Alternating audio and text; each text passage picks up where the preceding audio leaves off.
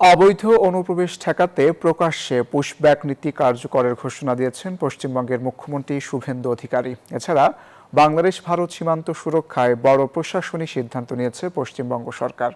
সীমান্তের স্পর্শকাতর এলাকায় কাঁটাতারের বেড়া নির্মাণের জন্য ২৭ কিলোমিটার জমি ভারতীয় সীমান্তরক্ষী বাহিনী বিএসএফ এর হাতে তুলে দিয়েছে রাজ্য সরকার। বাংলাদেশের নিকটবর্তী রাজ্য ভারতের পশ্চিমবঙ্গ। রাজ্যটির সঙ্গে ২২ কিলোমিটার সীমান্ত অঞ্চলের ১৬০০ কিলোমিটারই এখন কাঁটাতারে আবৃত। বাকি অঞ্চলেও চলছে একই ব্যবস্থা নেয়ার তোড়জোড়। বসুন্ধরা টিস্যু, অশুদ্ধতার বিরুদ্ধে এক বিন্দুও ছাড় নয়।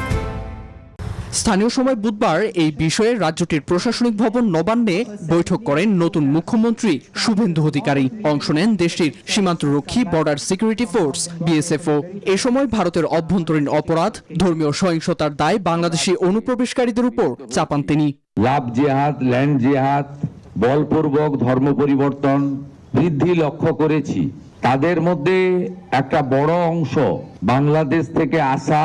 এরই মধ্যে ফের সীমান্তে কাঁটাতারের বেড়া ও নিরাপত্তা চৌকি বসানোর হুঁশিয়ারি দিয়েছেন শুভেন্দু। পরিকল্পনা বাস্তবায়নে সীমান্তবর্তী ২৭ কিলোমিটার জমি পাবে বিএসএফ।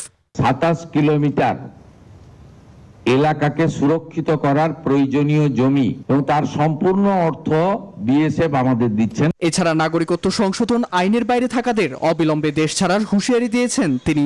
সিএ এর আওতায় যারা নেই তাদেরকে সরাসরি রাজ্য পুলিশ হ্যান্ডওভার করবে বিএসএফ এর হাতে। পশ্চিমবঙ্গ রাজ্য সরকারের এমন সিদ্ধান্তে কপালে চিন্তার ভাঁজ পড়েছে সীমান্তবর্তী এলাকার মানুষের কপালে। নীরব দাস, নিউজ 24।